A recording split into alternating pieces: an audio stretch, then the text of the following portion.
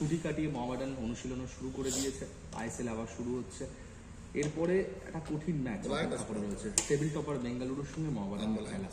মোহামেডান শেষ ম্যাচে ইস্ট বেঙ্গলের বিরুদ্ধে যেরকম পারফরমেন্স দেখে গেছিল বেশ কিছু, কেমনটা এই ম্যাচটা তুমি কিভাবে দেখছো?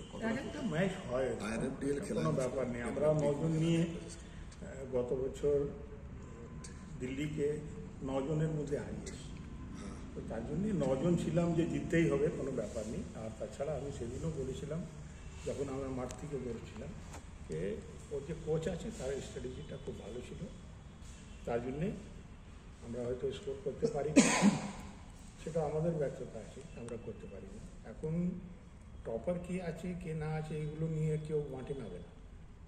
মোহনবাগান 2বার 3বার 4বার চ্যাম্পিয়ন আছে, তাকে নিয়ে খেলেছি, ইস্ট বেঙ্গলকে নিয়ে খেলেছি, তো এখানে টপার বলে কিছু নেই। কিন্তু হ্যাঁ, একটা সচিব থাকতে হবে, ভালো করে খেলতে হবে। লাস্ট ম্যাচের মধ্যে যেটা দেখা গেছে সেগুলো নিশ্চয়ই ওভারকাম করবেই কোচ, কেননা কোচ একটা লম্বা ছুটি করে এসছে, প্লেয়াররাও ছুটি পেয়েছে, একটু নতুন তারা একটা রিদম পাবে, আশা করি ঘুরে দাঁড়াবে।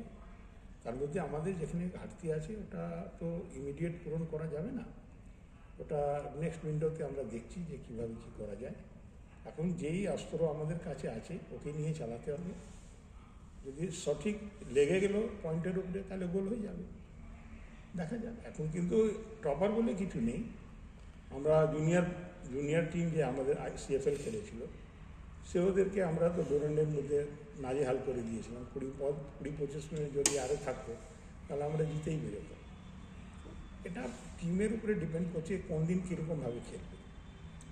যদিও সেদিন ভালো খেলে প্লেয়াররা যদি 100% দেয়, ইম্পসিবল বলে ফুটবলের মধ্যে কিছু নেই। আমাদের সবাই চলে এসে ফুটবলাররা দলের সঙ্গে যোগ দিয়েছেন, সব বিদেশিরা। হ্যাঁ, সবাই দিয়েছে, একজন বাকি ছিল আজকে ফিরেছে, ওর ফ্যামিলি প্রবলেম ছিল। অ্যালেক্স এসছে, আজকেই চলে এসছে, ঠিক আছে। ওরা তো প্রফেশনাল প্লেয়ার আছে, যেখানেই থাকবে নিজে প্র্যাকটিস করবে, নিজে করবে, তো আশা করি আমরা কামব্যাক করবো। আর বেশি হোপ আছে যে আমাদের সেকেন্ড উইন্ডোর মধ্যে একটু আমরা যদি ঠিকঠাক করে সব বসে সব মিলে যদি ঠিকঠাক করি তাহলে আশা করি একটা ভালো জায়গায় আমরা যেতে পারবো। এমনি আমরা 12 নম্বর 13 নম্বর আছি, ওটা কোনো মানেই হয়। আমার তো এই বছর এরকমই ফিনিশ হয়, আরও 2-4 বছর এরকম ফিনিশ করতে হয়, তাহলে তো আমাদের একটা অন্য স্ট্র্যাটেজি নিতে হবে যে কীভাবে আমরা আইএসএল খেলবো। কেননা শুধু নেম সেম নিয়ে আইএসএল খেলা যাবে না।